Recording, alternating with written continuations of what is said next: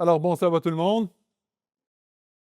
J'aimerais prendre le temps aujourd'hui de pouvoir examiner un sujet qui est tout autour de nous présentement. Considérant le mois du calendrier grégorien dans lequel nous sommes et que nous sommes dedans, le monde suit ce calendrier. Et puisque nous devons vivre dans ce calendrier, nous devons comprendre d'où vient le calendrier, mais aussi quelles sont les implications de ce calendrier et d'où viennent certaines des cultures ou des choses qui sont faites dans ce calendrier. Et évidemment, ce calendrier humain, ce calendrier grégorien que l'on appelle, basé selon un pontife, le pontife Grégoire, qui nous a donné ce calendrier que nous utilisons aujourd'hui, ne devrait pas être le calendrier que nous observons ou que nous utilisons. Oui, nous devons le vivre, nous devons être dedans, mais nos schèmes de référence devraient être selon le calendrier de Dieu. Nous devrions savoir que le début de l'année n'est pas le 1er janvier. Le début de l'année, pour nous, est au printemps, comme le Christ nous dit. En fait, en 2026, le 1er de Nissan, donc le premier jour du premier mois, ou le mois de Abib, ou le mois des épis, si on est dans la Bible française, sera la date correspondante du 19 mars 2026. Donc, notre nouvel an devrait commencer en mars 2026 et non pas le 1er janvier. Et donc, nous ne devrions pas regarder vers le nouvel an de ce monde. Donc, qu'est-ce que je veux faire ici, évidemment, c'est je veux parler de Noël et du nouvel an pendant le sermon aujourd'hui. Et je prends l'occasion de le faire au mois de novembre parce que nous avons encore un mois pour nous préparer, un mois pour faire des préparations pour avertir vos familles, pour avertir vos proches, pour vous permettre aussi de savoir qu'est-ce que vous devez faire si vous êtes nouveau à l'Église. Nous avons plusieurs nouvelles personnes. Donc, comment approcher ces célébrations? Comment expliquer pourquoi vous ne célébrez pas ces fêtes? Quelle approche prendre? Et en même temps, vous devez être capable de prouver pourquoi vous ne faites pas ces fêtes. Et non pas juste de dire « mon Église dit que l'on n'observe pas Noël ». C'est un début, mais vous devez en venir au point où vous êtes capable de dire « je ne célèbre pas Noël parce que je ne crois pas à ces célébrations ». Et j'en ai fait les preuves.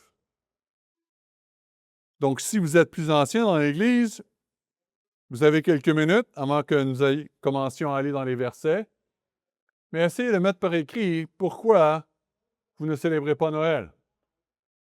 Et encore une fois, n'allez pas vers « mon Église dit que je n'ai pas le droit de célébrer Noël ». Non, vous devez avoir des preuves bibliques.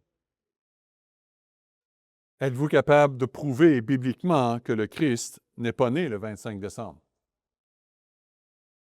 Êtes-vous capable de prouver que ces fêtes ne sont pas des fêtes que Dieu nous commande? Et vous devriez être capable de mettre des versets assez rapidement sur papier pour être capable d'établir ces choses. Donc, au cours du message d'aujourd'hui, nous allons regarder pourquoi nous n'observons pas Noël et le Nouvel An, ou le jour de l'an au Québec, et comment prouver ces choses par la Bible. Cela vous aidera, à asseoir pour vous-même ces croyances. Et ensuite, comme la Bible nous dit, de pouvoir défendre ces choses. Nous allons voir les versets dans quelques instants. Afin que vous puissiez savoir pourquoi nous ne les faisons pas. Et pour que nous puissions prendre les bonnes décisions et de ne pas participer ni de près ni de loin à ces faux concepts. Et comme Dieu nous dit, de ne toucher rien d'impur. Ce sont des choses qui sont impures par rapport aux yeux de Dieu. Et j'espère que c'est très clair. Et si ça ne l'est pas, j'espère que le sermon va vous permettre d'éclaircir ces points pour que ça devienne très clair.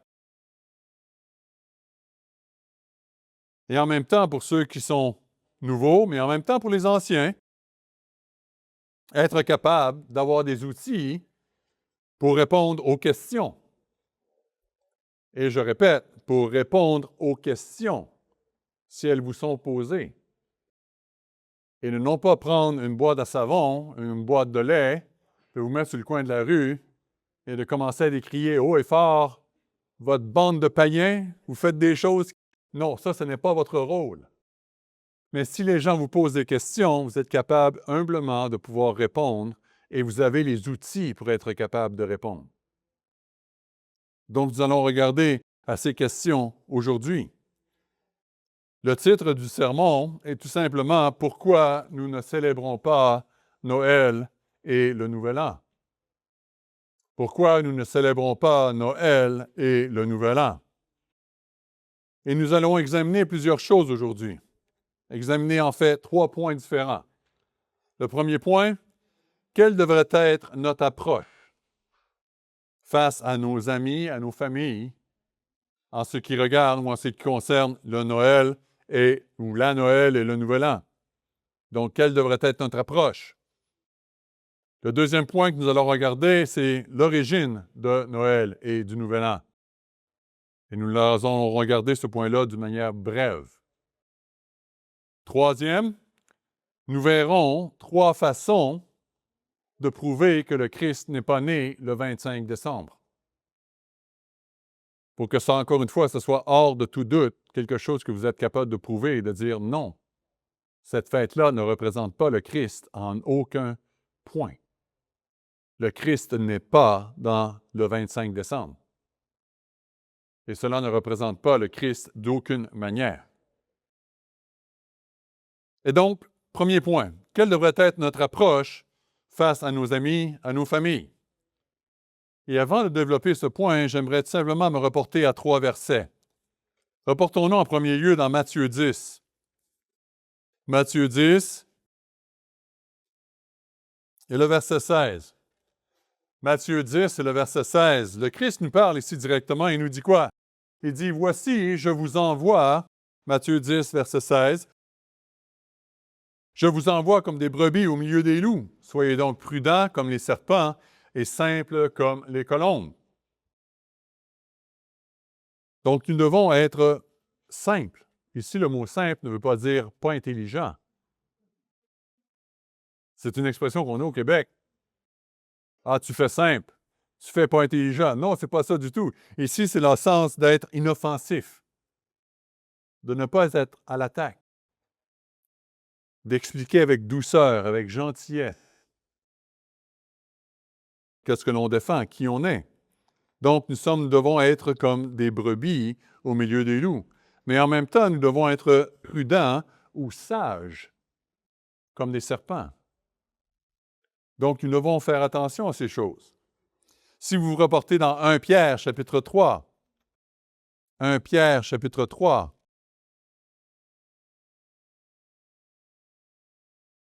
un Pierre, chapitre 3. 1 Pierre, chapitre 3, s'il vous plaît. 1 Pierre 3 et le verset 15.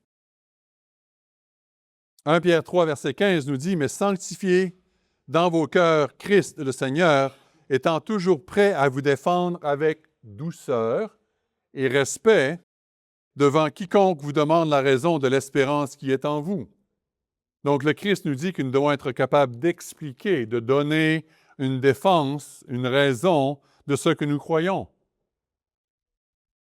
Mais seulement lorsque cela nous est demandé. Et encore une fois, avec douceur et respect. Des mots qui sont importants. Encore une fois, votre rôle, le rôle d'un membre, est très différent du rôle du ministère. Le ministère doit apporter devant le monde le message de Dieu. C'est notre rôle. Mais au niveau de nous, dans notre vie personnelle, nous ne sommes pas là pour prêcher l'Évangile. Nous sommes là pour défendre notre raison d'être.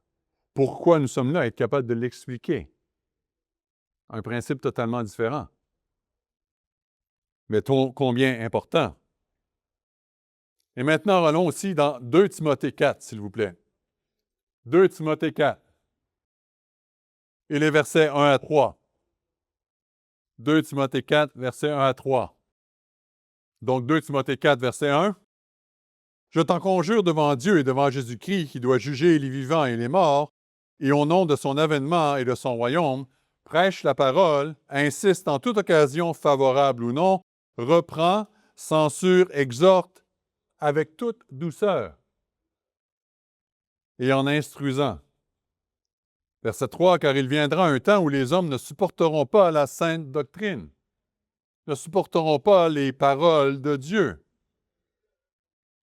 Donc, nous devons faire attention ici en tant que chrétiens, de pouvoir expliquer, de pouvoir exhorter, de pouvoir reprendre, mais avec douceur et avec respect les gens qui sont autour de nous si ils nous demandent, encore une fois, des questions, s'il y a une interaction qui se présente. Et si vous allez maintenant dans Deutéronome 12, j'ai lu ce verset la semaine passée dans la sermonnette, mais Deutéronome 12, versets 29 à 32, où le Christ nous dit, lorsque l'Éternel, ton Dieu, aura exterminé les nations que tu vas chasser devant toi, lorsque tu auras chassé et que tu t'auras établi dans le pays, garde-toi de te laisser prendre au piège en imitant, après qu'elles ont été détruites devant toi, des choses qu'ils faisaient. Garde-toi de t'informer de leur Dieu et de dire comment ces nations servaient-elles leur Dieu. Moi aussi, je vais faire de même. Verset 31. Tu n'agiras pas ainsi à l'égard de l'Éternel ton Dieu, car elles servaient leur Dieu en faisant toutes les abominations qui sont odieuses à l'Éternel. Et si vous regardez verset 32, vous observerez et vous mettrez en pratique toutes les choses que je vous ordonne. Vous n'y ajouterez rien, vous n'en retrancherez rien. Et qu'est-ce qui est intéressant, c'est que Noël semble agréable, n'est-ce pas? Il y a des belles couleurs, tout le monde est gentil. Même les conflits parfois arrêtent. Donc, pourquoi est-ce qu'il y aurait quelque chose de mal? C'est un temps pour la famille. Et nous allons revenir là-dessus dans quelques instants. Et c'est là que l'on doit faire attention de ne pas être séduit et de croire à ce mensonge. Ces choses sont là pour nous séduire. Ce sont d'autres dieux qui sont en implication à ce moment-ci. Donc, la question qui se pose, quelle devrait être notre approche envers nos amis ou envers nos familles? Donc, il y a 3 points, si on veut, ou 3 manières ou 3 différents aspects que l'on pourrait regarder. Donc, le point A, si on veut, parce que nous sommes dans le premier point du sermon, mais il y a 3 aspects ici. Donc, A, je vous dirais parler à votre famille à l'avance. Donc, vous savez que vous n'allez pas célébrer la fête de Noël. Vous savez que vous ne devez pas faire le Nouvel An. Donc, parlez-en maintenant. N'attendez pas d'être rendu le 25 décembre au matin, et puis là, vous dites à votre famille qui a déjà tout préparé, qui a tout fait les préparatifs déjà, puis là, vous leur dites, non, aujourd'hui, moi, je fais pas Noël. Vous allez créer, 1, de la confusion, 2, vous allez créer de la frustration. Donc, ne faites pas ça, vous le savez à l'avance, donc prévenez que vous ne participez pas. Vos employeurs vont probablement déjà commencer à vous parler qu'il va y avoir un party de Noël au Québec, ou une fête pour Noël, il va y avoir un souper, il va y avoir quelque chose. Peut-être vous avez des échanges de cadeaux à l'ouvrage. Avertissez d'avance. Allez voir les organisateurs. Enlevez mon nom de sur les listes. Je ne serai pas à la présentation, je ne serai pas au souper, je ne serai pas à peu importe quelle est la célébration, vous ne faites pas partie de ces choses-là. Avertissez à l'avance. S'il vous demande pourquoi, je vais l'expliquer dans une seconde, mais expliquez ou parlez à l'avance. Si vous êtes déjà engagé dans certains des engagements, priez à Dieu de vous montrer comment sortir de l'engagement. Comment vous retirer. Comment être capable de vous délister des activités. Encore une fois, pour que vous puissiez être les exemples nécessaires.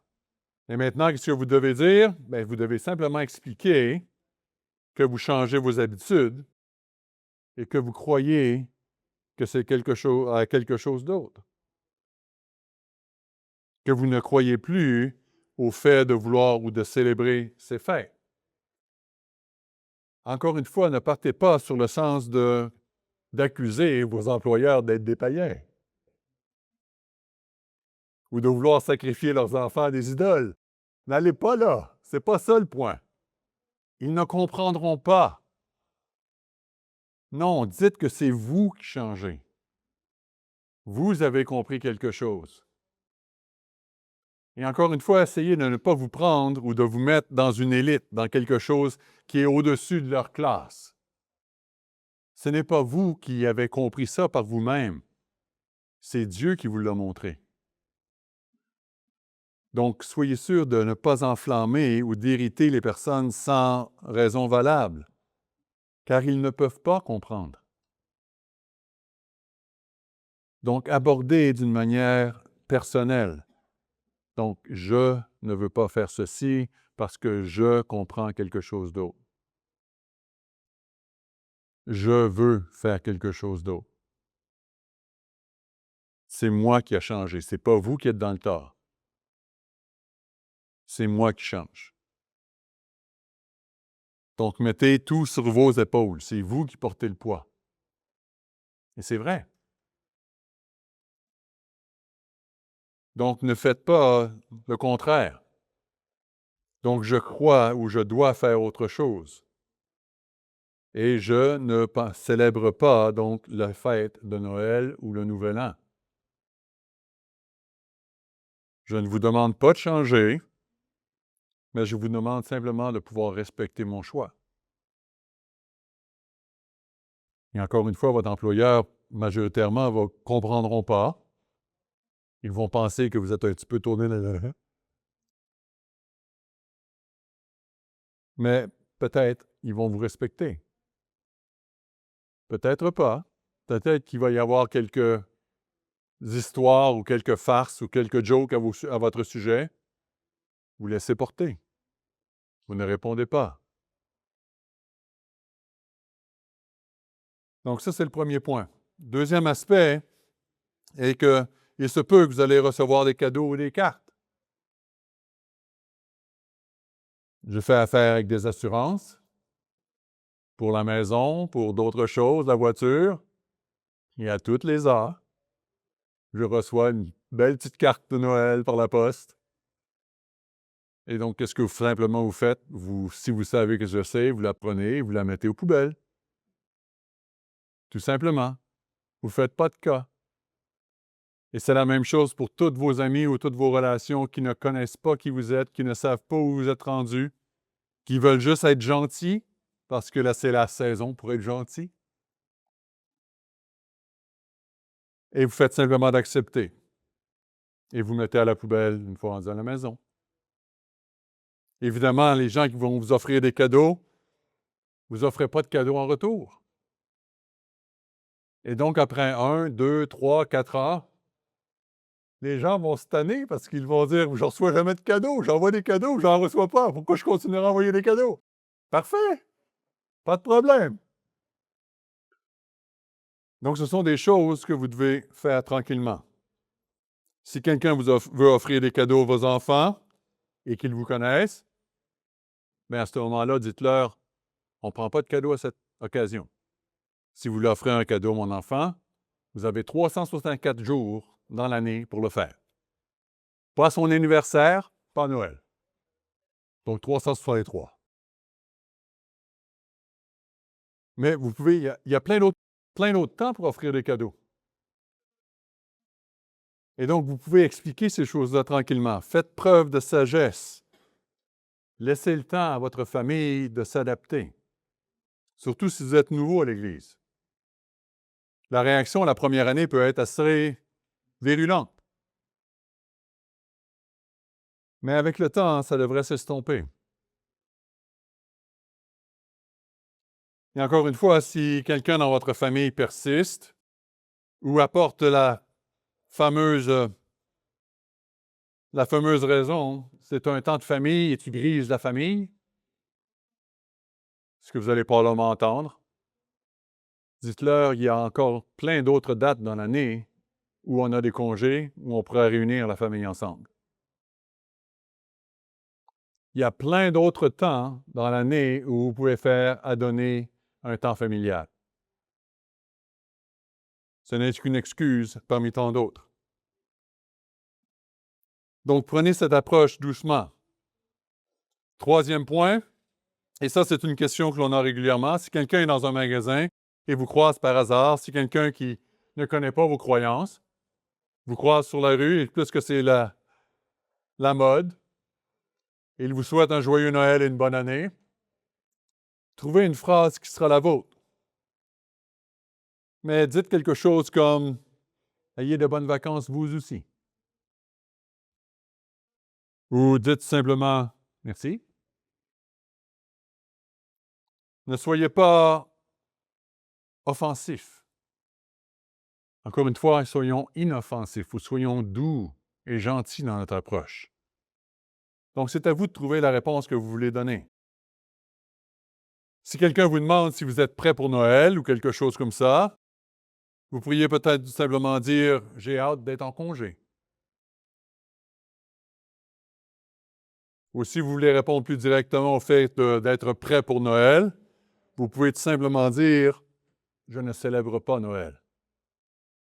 La face de votre interlocuteur va changer immédiatement. Et il va changer le sujet. Donc, regardez avec sagesse quel est le mieux, quelle est votre meilleure réponse. Donc, la conclusion de tout ceci est la suivante. Le monde rend Noël et le Nouvel An beaux et attrayants le plus que possible. Et l'appât est assez attrayant, mais nous devons trouver une réponse qui représente qui nous sommes. Et encore une fois, nous avons pratiquement un mois d'avance, donc vous êtes capable de regarder et planifier déjà ces déplacements ou ces introductions ou ces interrogations qui vont arriver. Et d'être capable de réagir correctement. Donc, de ramener une réponse qui respecte votre culture. Une culture qui a Dieu au centre. Le vrai Dieu au centre. Et d'être doux et gentil lorsque vous avez des questions sur Noël. Et encore une fois, si vous avez d'autres questions sur ce point, venez me voir après ou appelez-moi cette semaine. Il n'y a aucun problème. Et nous allons pouvoir discuter plus longuement de votre situation. Maintenant, deuxième aspect. L'origine de Noël. Quelle est l'histoire de ce jour? Eh bien, vous avez une brochure qui a été publiée tout récemment qui s'appelle « Noël est-il chrétien ?» qui a été annoncée la semaine passée comme étant vous devriez peut-être la lire et je vous le suggère. Donc, si vous ne l'avez pas, demandez-le, ça nous fait plaisir de vous l'envoyer. Donc, Noël est-il chrétien? Absolument extraordinaire comme définition. Il y a plusieurs choses historiques dedans, plusieurs points dans lesquels vous devez être familier, d'où ça vient, qu'est-ce que c'est. Mais j'aimerais aussi utiliser d'autres ici pour vous donner une petite histoire peut-être succincte. Donc, vous savez, en 245 de notre ère, Origène, qui est un catholique, donc ce n'est pas du tout quelqu'un de l'Église, dénonçait l'idée de célébrer la naissance du Christ en disant que l'anniversaire de Jésus n'était pas comme s'il en faisait un roi ou un pharaon. Et il soutenait que seuls les pécheurs, donc les païens, et non les saints, célébraient les anniversaires. Noël, pour ainsi dire, n'a pas commencé dans le monde chrétien avant 354 de notre ère, donc presque 400 ans après Christ. Et c'est le pontife Jules Ier qui a choisi le 25 décembre comme date de naissance du Christ. Après cela, la date de Noël a connu des changements au cours de l'histoire, jusqu'en 800 ou autour de Charlemagne, où Charlemagne a été couronné empereur ou roi le 25 décembre de l'an 800. Donc, il y a 1200 ans. Donc, nous allons voir tout à l'heure qu'effectivement, le Christ n'est pas né le 25 décembre. Et il y a plusieurs choses que vous pourrez aller voir, que vous pouvez prouver. On a fait une conférence sur Daniel 9, entre autres. Vous pourrez aller revoir la conférence sur Daniel 9 et vous allez voir que le Christ n'est pas du tout né au début de après Jésus-Christ que l'on utilise aujourd'hui. Que le Christ, en fait, est né probablement en 4 avant Jésus-Christ, dans le temps d'Hérode. Et on sait que c'est dans cette époque-là, parce qu'on sait qu'Hérode était roi lorsque Christ est né, et que Hérode, selon les historiens, a régné en Palestine de 37 avant Jésus-Christ jusqu'à sa mort, et sa mort était en 4 avant Jésus-Christ. Donc, on voit plusieurs choses là que vous pourrez aller voir. Je vais juste donner des références. Daniel 9, 25, où vous êtes capable de trouver la date à laquelle le Christ va commencer son ministère de 3 ans. Et si vous allez ensuite dans Luc, vous verrez que Christ avait environ 30 ans. On va y revenir dans une minute de toute façon. Et ensuite, vous pouvez voir que Hérode était le roi. Donc, je n'ai pas le temps ici de regarder toutes les traditions que l'on retrouve autour de Noël. Mais Noël est-il chrétien est une brochure que je vous suggère fortement. Maintenant, j'aimerais juste vous attirer votre attention sur une des traditions qu'ils utilisent à Noël. En fait, je voudrais parler ici rapidement du Père Noël. Intéressant comme il utilise le terme qui appartient à Dieu, Père. Deuxième chose, il est dit que cet homme ou cet individu reste où? Il reste au pôle Nord. Il reste au Nord. Si vous allez voir dans Ésaïe 14, verset 13, en fait, reportons-nous-y, juste pour vous donner une idée.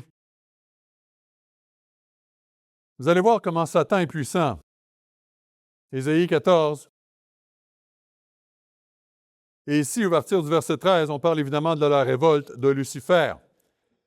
Lucifer a voulu essayer de prendre le trône de Dieu. Et dans Ésaïe 14, verset 13, qu'est-ce qu'il nous est dit? Il dit, tu disais en ton cœur, je monterai au ciel, je lèverai mon trône au-dessus des étoiles de Dieu, je m'assiérai sur la montagne de l'Assemblée, à l'extrémité du septentrion. Un synonyme pour septentrion est nord. Le trône de Dieu se trouve où? À l'extrémité du nord. Quelle est l'extrémité du nord sur la Terre? Le pôle nord. On ne peut pas être plus au nord qu'au pôle. Intéressant. Superfuge absolument extraordinaire. Ensuite, qu'est-ce que l'on dit aussi du Père Noël? Le Père Noël est censé savoir si vous avez été bon ou mauvais pendant toute l'année. Qui est la seule personne qui a le droit ou qui sait ce que vous avez fait pendant toute l'année? C'est Dieu. Voyez-vous la puissance du superfuge? La puissance du mensonge qui a été utilisé. Encore une fois, si vous regardez qu'est-ce que cet Père Noël est capable de faire, il est capable de faire le tour de la Terre pendant une seule nuit. Quel est le seul être qui peut se déplacer et faire le tour de la Terre dans une seule nuit? Ce n'est Christ ou Dieu. Voyez-vous la puissance? Et donc maintenant, nous enseignons à des enfants qu'il y a un être humain qui est capable de faire toutes les choses qui sont une prérogative divine. Donc Dieu n'existe pas. Intéressant, hein? Un superfuge absolument extraordinaire. Si vous reportez à Jérémie chapitre 10, encore une fois, si vous êtes nouveau peut-être vous n'avez jamais vu, mais si vous êtes ancien, c'est un verset qui devrait absolument vous dire quelque chose. Jérémie 10, versets 1 à 4. Jérémie 10, versets 1 à 4. Écoutez la parole de l'Éternel, que l'Éternel vous adresse, maison d'Israël. Verset 2. Ainsi parle l'Éternel, n'imitez pas la voix des nations et ne craignez pas les signes du ciel, parce que les nations les craignent. Car les coutumes des peuples ne sont que vanité. On coupe le bois dans la forêt. La main de l'ouvrier le travaille avec la hache.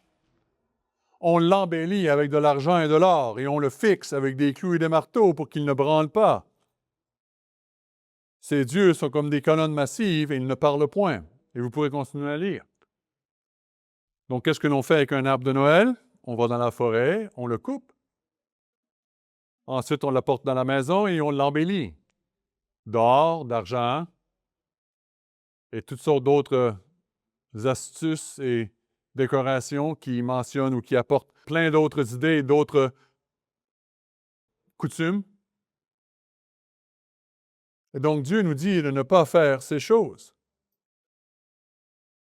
Et ensuite, vous pourrez regarder dans l'Ancien Testament, il y a une référence à tout arbre vert, où les hommes de l'Ancien Israël ont fait des hauts lieux, ont fait des lieux d'honorer de faux dieux sous tout arbre vert. Je vous donne quelques références ici. 2 Rois 17, versets 9 à 12, entre autres. 2 Rois 17, versets 9 à 12. Et au verset 10, vous allez voir tout arbre vert. Vous pouvez aussi regarder un autre passage, je n'y reporterai pas, 2 Chroniques 28. 2 Chroniques 28, versets 1 à 5. 2 Chroniques 28, versets 1 à 5, où Achaz se prosterne et offre de l'encens sous tout arbre vert.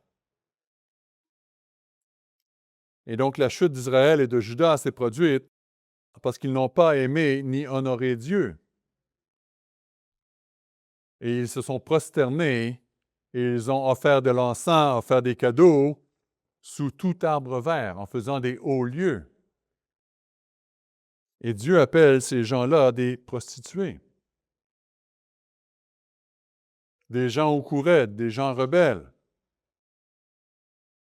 Et vous pourrez faire une recherche, si vous voulez, taper dans un outil de recherche « tout arbre vert » et vous allez voir que la Bible française va vous rapporter 11 fois l'expression « tout arbre vert ».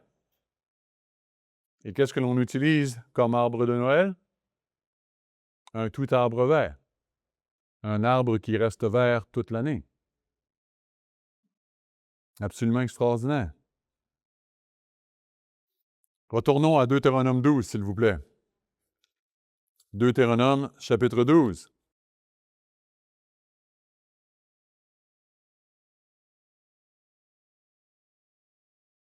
Deutéronome 12, et cette fois-ci, prenons les versets 1 à 4. Deutéronome 12, versets 1 à 4. Voici les lois et les ordonnances que vous observerez et que vous mettrez en pratique, aussi longtemps que vous y vivrez dans le pays dont l'Éternel, le Dieu de vos pères, vous donne la possession. Verset 2. Vous détruirez tous les lieux où les nations que vous allez chasser servent leurs dieux, sur les hautes collines, sur les collines et sous tout arbre vert. Ne pas se présenter devant un arbre vert.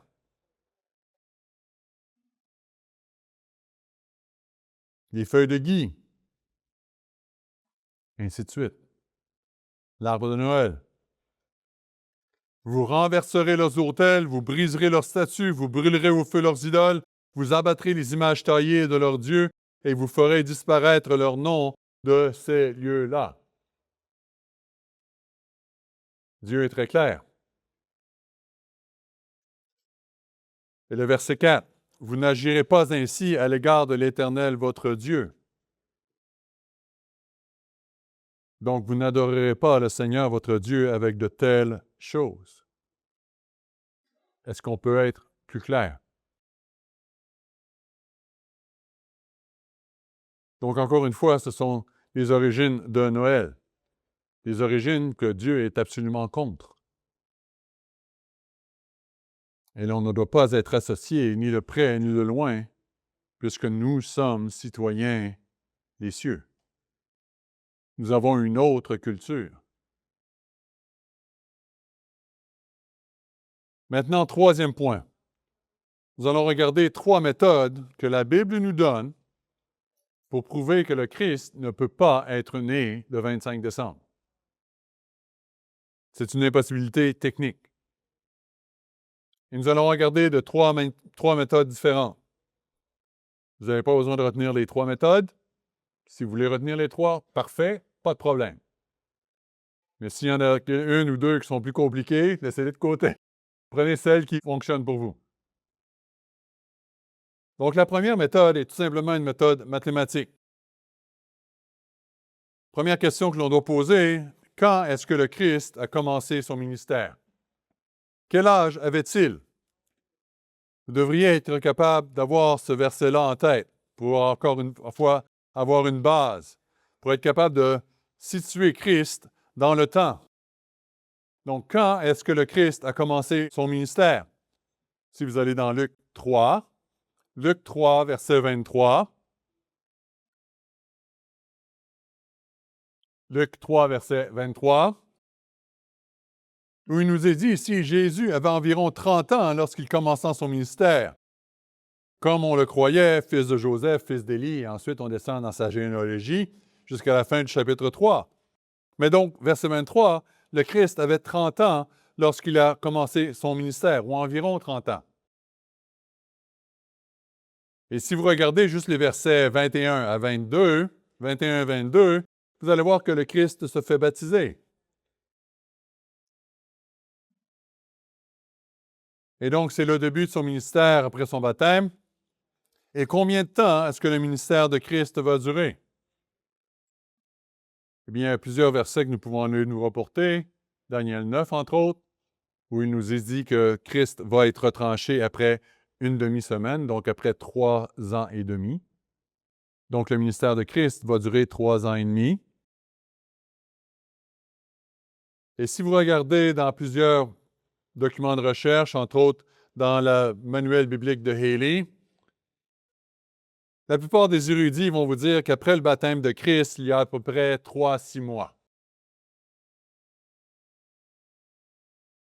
Mais ensuite, on vient, si vous allez dans Luc 4, vous allez voir que le Christ, immédiatement après son baptême, va partir dans le désert pendant 40 jours. Ensuite, vous allez avoir dans Jean 1, à partir du verset 29, que lorsque le Christ revient après son jeûne de 40 jours et 40 nuits, il va y avoir des jours qui vont se passer, qui vont se succéder. Et ensuite, si vous allez dans Jean 1, ou plutôt Jean 2 et le verset 13, vous allez voir un aspect important ici que nous pouvons retracer, que nous pouvons trouver dans la Bible, qui nous donne une marque dans le temps.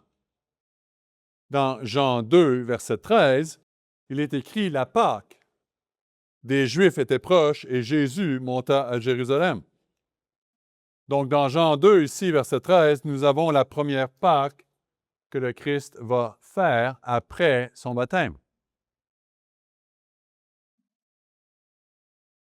Donc, nous avons la première Pâque. Vous pouvez marquer votre Bible ici pour vous donner des indications si vous voulez.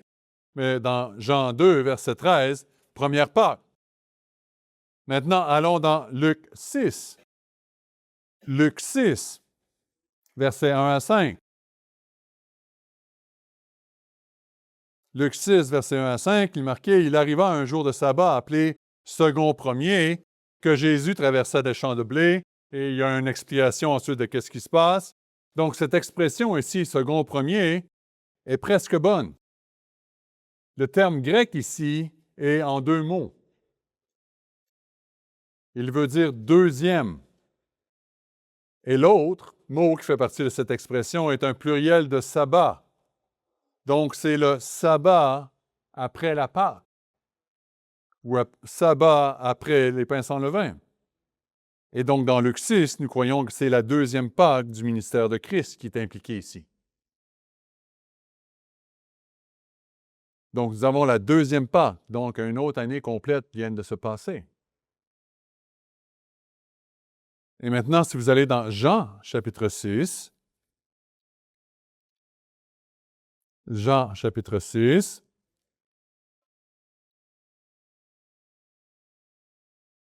versets 1 à 4, on revient dans l'épître de Jean. Il est écrit après cela, Jésus s'en alla de l'autre côté de la mer de Galilée ou de la mer de Tibériade. C'est le même lac. Et une grande foule le suivait parce qu'il voyait les miracles qu'il opérait sur les malades. Et Jésus monta sur la montagne et il s'assit là avec ses disciples. Or, la Pâque, la fête des Juifs, était proche. Donc, nous sommes ici à la troisième Pâque. Et nous allons voir qu'à cette occasion, le Christ va nourrir 5000 personnes. Et la période de l'année est la Pâque. Donc, c'est la troisième Pâque que nous voyons dans le ministère de Christ ici, dans Jean 6. Et si vous allez à Jean 13, évidemment, ce sont des versets qui devraient vous être familiers. Jean 13, 14, 15, 16, 17. Nous sommes à la quatrième Pâque de Christ.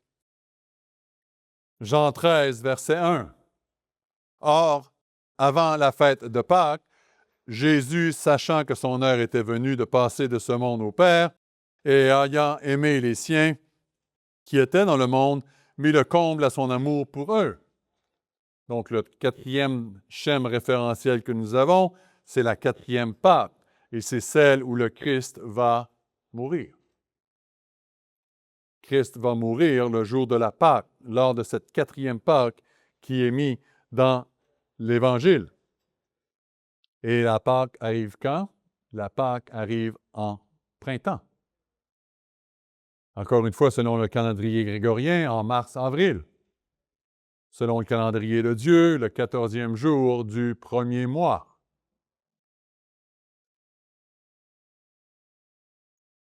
Donc, si on met tout cela ensemble, on a quoi? Nous avons que le Christ commence son ministère à environ 30 ans. Que pour une période de 3 ans et demi, il va prêcher, il va enseigner, et nous sommes capables de trouver qu'il y a 4 Pâques dans la Bible. Donc, 3 ans et demi sont faits. On commence avec une Pâque et on finit avec une Pâque. Il y a 3 ans entre les deux. Et nous savons qu'il y a 3 à 6 mois avant la première Pâque. Donc, 3 ans et demi. Et encore une fois, si le Christ est mort à la Pâque, revenez 6 mois en arrière, vous arrivez quand? Vous arrivez en septembre, octobre. Et non pas en décembre. Ça, c'est la première méthode.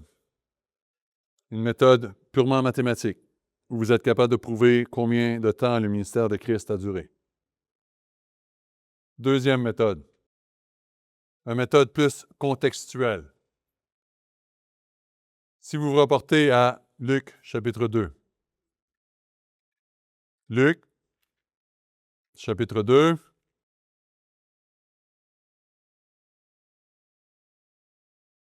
Le premier contexte que nous allons regarder, évidemment, c'est qu'est-ce que l'on trouve ici au verset 8. Luc, chapitre 2, verset 8.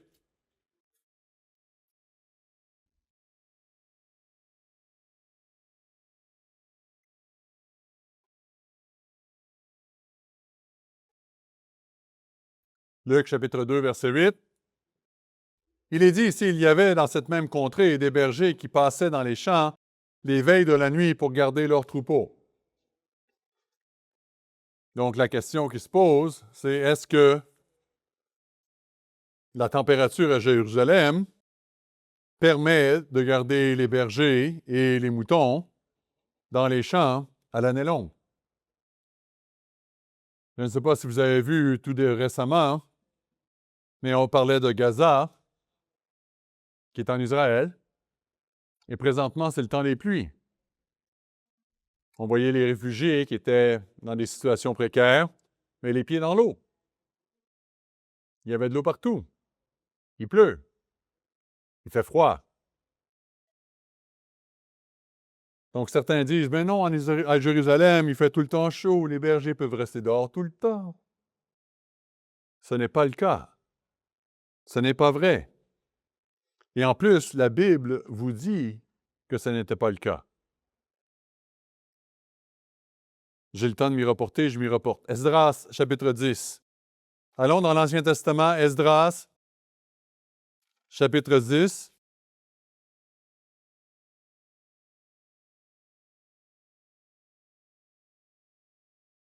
Esdras, chapitre 10, verset 9. Et vous allez comprendre assez rapidement qu'est-ce qui se passe. Donc, c'est le retour des exilés. Nous sommes à Jérusalem. Et ici, avec l'histoire, donc au verset 7, on publia à Juda et à Jérusalem et à tous les fils de la captivité de se réunir. Et donc, tous les hommes, verset 9, de Juda et de Benjamin se rassemblèrent à Jérusalem dans les 3 jours. C'était le 20e jour du 9e mois, et tout le peuple se tenait sur la place de la maison de Dieu. Regardez ce qui est écrit par la suite. Tremblant à cause de la circonstance et par suite de la pluie. Et si vous continuez à lire et vous descendez au verset 13, Esdras nous dit, « Toute l'assemblée répondit d'une voix, à nous de faire comme tu l'as dit, mais le peuple est nombreux et le temps est à la pluie, et il n'est pas possible de rester dehors. » D'ailleurs, ce n'est pas l'œuvre d'un jour ou deux, car il y en a plusieurs parmi nous qui ont péché dans cette affaire. Donc, il était impossible pour les gens de se tenir dehors.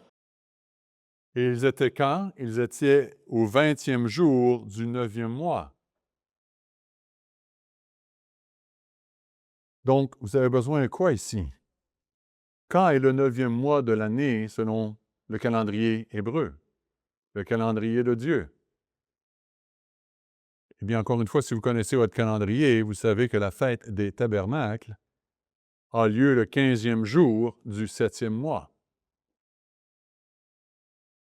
Et quand célébrons-nous la fête des tabernacles? En septembre-octobre. Ça, c'est le 7e mois. Ici, nous sommes au 9e mois. Rajoutez 2 mois en septembre-octobre, vous êtes à la fin décembre. Et à la fin décembre, qu'est-ce que Esdras nous dit? Esdras nous dit qu'il était impossible ou pas possible de rester dehors en raison de la pluie. Est-ce que, logiquement, les bergers resteraient dehors? Non. Les moutons sont entrés. Les bergers sont dans les maisons.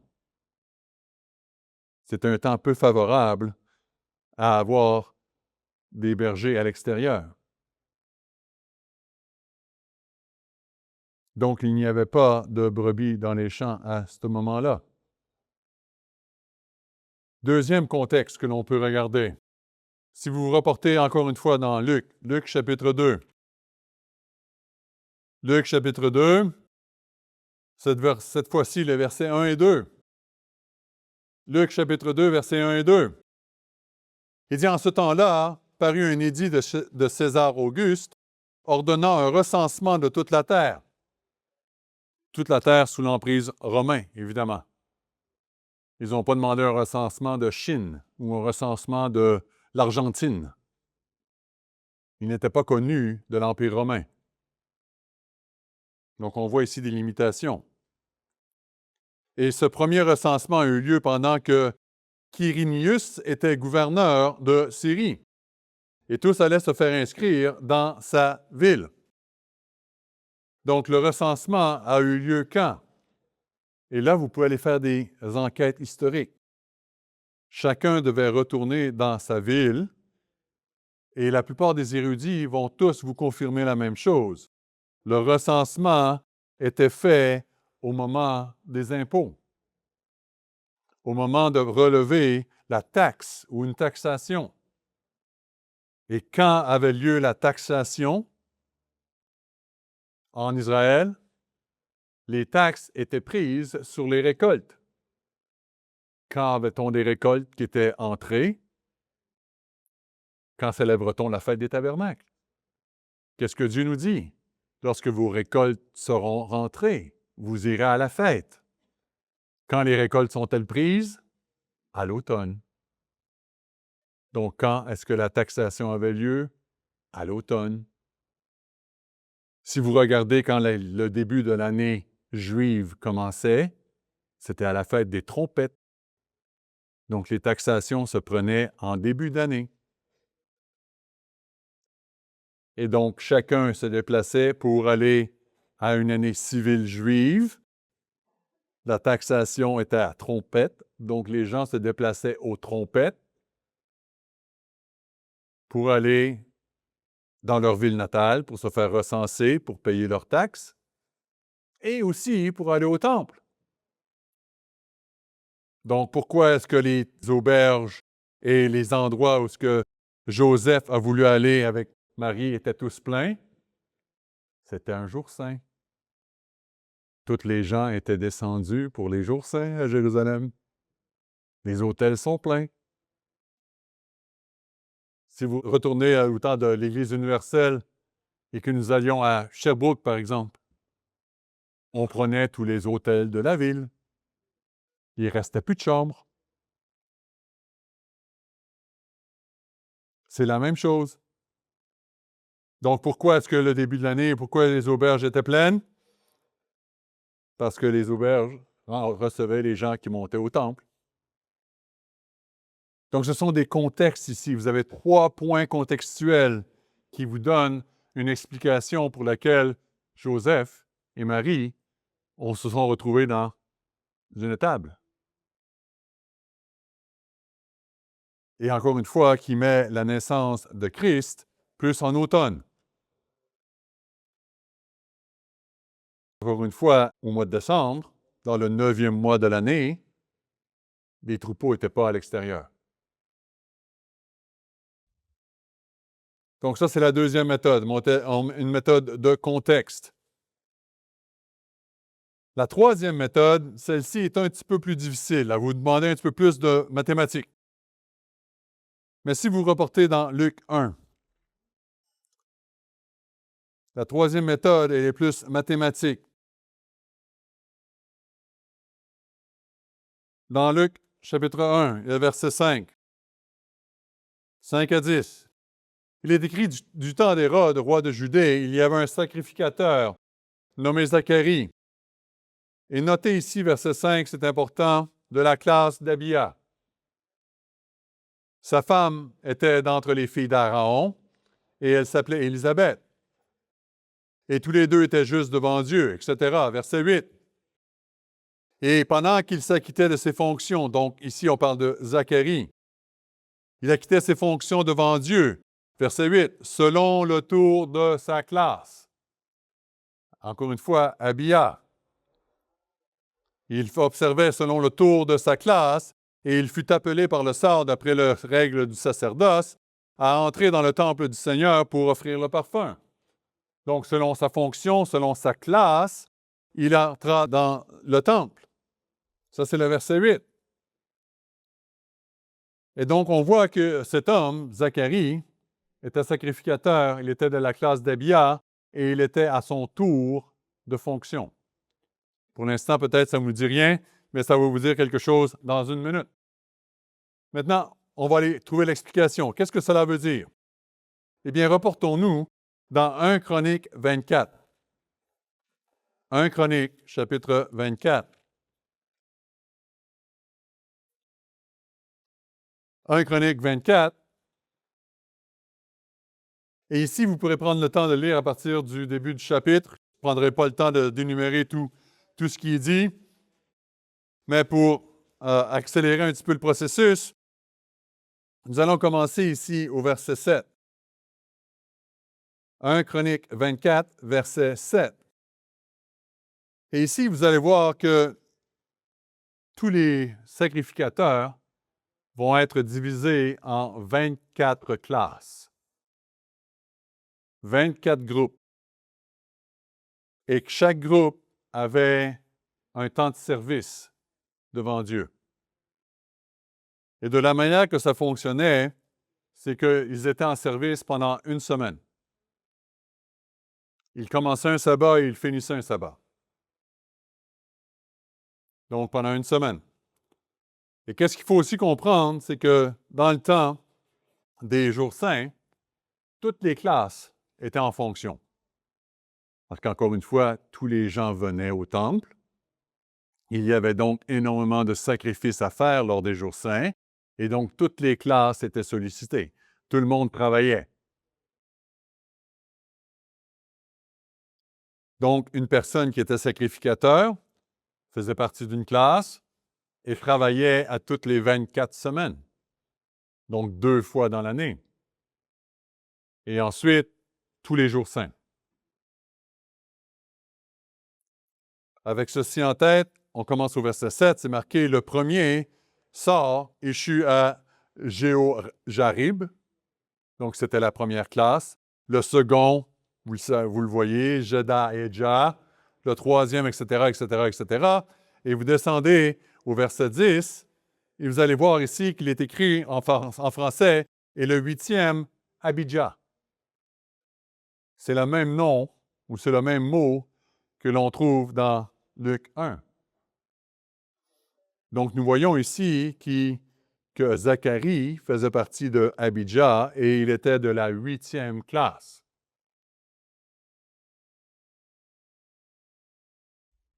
Et donc, ici, on voit qu'ils vont servir au temple. Et si vous descendez au verset 19, il est écrit dans 1 Chronique 24, 19, c'est ainsi qu'ils furent classés pour leur service, afin qu'ils entrent dans la maison de l'Éternel en se conformant à la règle établie par Aaron leur père, d'après les ordres que lui avait donnés l'Éternel, le Dieu d'Israël.